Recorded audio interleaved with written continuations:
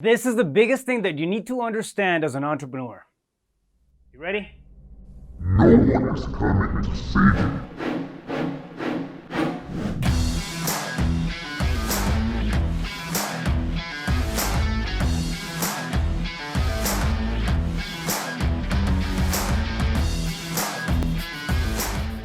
Making videos is not one of my favorite things. I get nervous, I get antsy, my accent comes up and I start speaking Spanish when I'm supposed to be speaking English, but guess what? Nobody's coming to save me. What's up, Rafael Cortez here, back on the Entrepreneur Mindset series. Let's talk about the fact that nobody's coming to rescue you, all right? You are the entrepreneur here. A lot of times when we're going through business, we're development or the pains of growth, hiring, and then building new systems and all these things that happen as we're trying to build a company, right? It can get very lonely. It gets lonely. We have limited or no people that we can reach out to, and we fall into this place of solitude, right? It's very, very dangerous. At the end of the day, it really comes down to mental fortitude, all right? Nobody's gonna come in to rescue you. This is your business, it's your baby, it's your project, it's your livelihood and the livelihood of those you love. And guess what? Nobody else cares. So nobody's gonna come in and rescue you, right? It can get very lonely again, and it's a dangerous trap. So if you fall into that place where you're expecting somebody to come in and help you out, like when you're an employee, it doesn't happen. As an entrepreneur, you're not gonna get that, all right? The closest that you're gonna get to is gonna be maybe a mentor, is gonna be a book, is gonna be looking at resources online or taking courses and classes. But at the end of the day, nobody can have that one-to-one honest conversation with yourself, all right? People around you, it doesn't matter how close they are, if they're not in your shoes, they're not going to understand the same problems that you are going through. So although they may empathize, meaning that they can connect and understand it to a level and want to be there for you, a lot of times they're not going to be the right person to really help you process the stuff that you need to process, all right? So I'm gonna emphasize this again. Nobody's coming to rescue you. You gotta have ways of catching yourself as you're falling through that emotional cycle, all right? First off, understand that you have to be self-sufficient, all right? Self-sufficient doesn't mean that you have to do everything yourself, it just means that you have to have the ability to collect your thoughts, to come back to that space of centeredness and the space of balance when shit's hitting the fan, right? Yeah, we hear it all the time, level up and collaborate. We're gonna collaborate, we're gonna level up, we're gonna do all these things, but guess what? That happens when you have value, when you have something to offer. When you're launching, when you're bootstrapping something and you don't have anything tangible yet or any value to offer, like somebody who's already on their way, they're not gonna wanna, carry you through the process. All right, so we have to come into those relationships with some type of value. You attract through value and you are the value, right? So you have to be self-sufficient. You have to get yourself to a point where you can add value to somebody else's life so you can level up, right? Number two, understand the difference between resources and being resourceful. I made the mistake very early on, and it was a very, very stupid mistake, but I made the mistake of getting caught in the mindset that I had to have all the resources as opposed to being resourceful, right? I thought that I had to have all the resources lined up in order for my business to be successful, and that was not the case. There was agencies that I could reach out to. There was ways where I could finance stuff, that I didn't have to pay out, cash. I just had to be creative. I had to be resourceful. Who can I reach out to help me out in, specific things that I didn't understand? For example, accounting, budgeting, and making my business run leaner, helping me out with the systems when I didn't understand a thing about systems, right? I didn't think that way. I was thinking that I had to have all the resources. So I gotta have, 10 employees already lined up when I'm not even making $2, a week. It's insane. It's unreal. It doesn't happen that way, right? But I was thinking that I had to have all the resources as opposed to having the creativeness of being resourceful, right? Now, what this does is that it'll create that mental stress. It'll really put you down whenever you feel like you don't have, all the, the company doesn't look like it's supposed to, quote unquote. It's just the way it works. Understand that there's a difference between resources, having all the resources readily available, and being resourceful, having the ability to get those resources as you go along and as you need them, all right? So keep that in mind. Number three, get out of your own way. Get out of your own way. Understand where you are being the bottleneck. Get out of your own way in terms of, doing the work, the business, and bottlenecking your results. Also, and even more importantly, get your ego out of the way. All right. Understand when you are being called to grow, when your business is calling you to grow, when your business is demanding somebody else from you. All right. A bigger, higher, better version of yourself. Get your ego out of the way. If you need to tap into some resources, if you need to, go back to school for whatever, don't think that you can figure this whole thing out. That's going to stop you. It's going to kill your progress right there and then.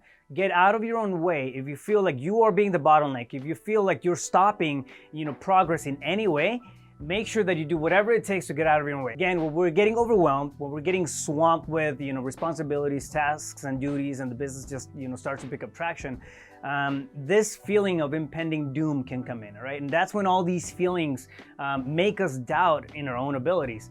Nobody's gonna come in to rescue us, all right? So get out of your own way. Do whatever you need to do to get yourself, your ego on check and out of your way. If you need to grow, if you need to understand better, if you need to delegate something to somebody who's better at it than you are, don't think that you have all the answers. It doesn't go that way. A good fine-tuned business is not run that way. You hire people who are better at things than you are. And if your ego is stopping you from doing that, get out of your own way. Number 4 is, after you get out of your own way, get out of your head. Get out of your head. Understand your emotional cycle. Impending doom is gonna give you that that feeling that you're up against the wall and the whole building is gonna come crashing down on you, and that's normal. Unfortunately, that's normal in the business world, right?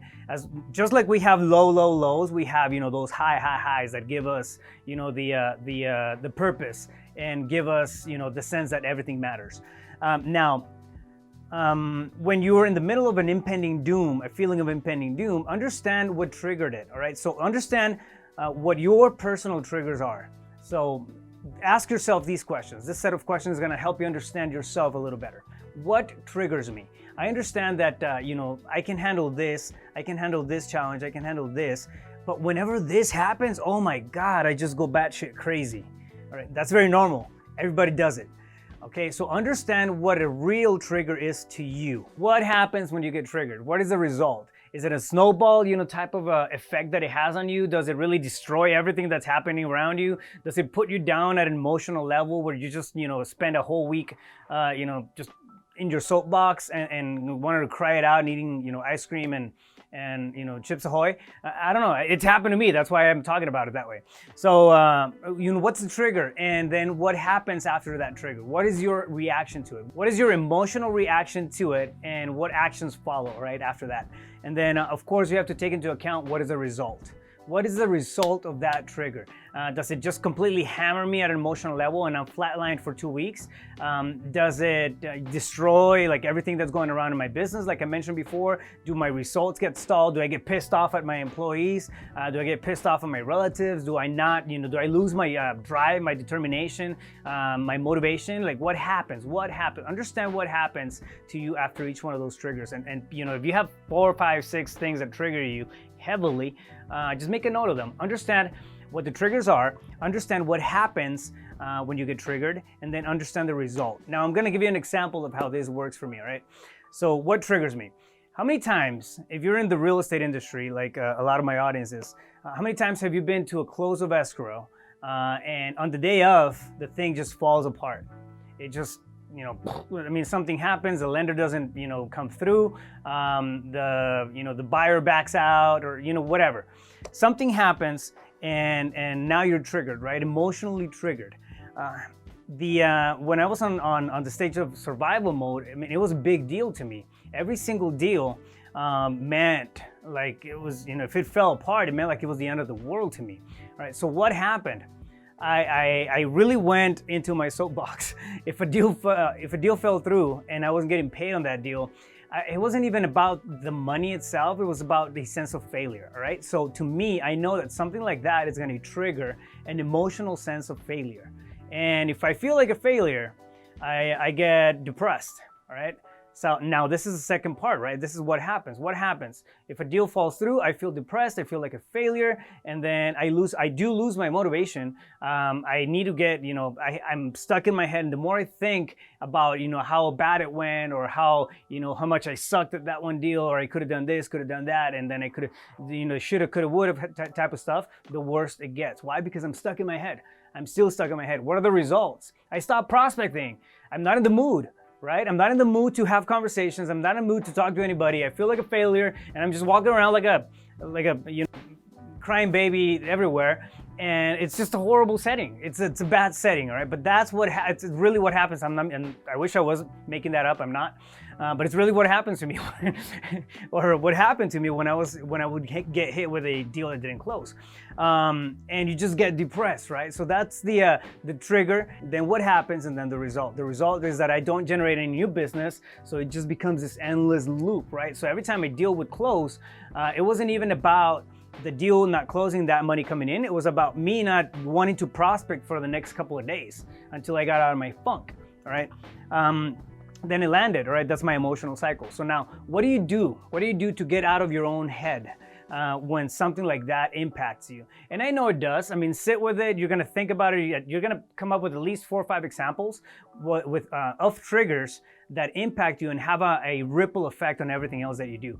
I know, because it's the same thing for everybody. Number 1, try to get rid of the trigger, meaning plan in advance, right? So if you know that there's a closing coming up, I mean, check your T's, dot your I's, do whatever you need to do to mitigate some of the risk in that closing, all right? Understand that if you get, if it falls through and whatever, nobody's gonna come in to rescue you. Everything is your responsibility.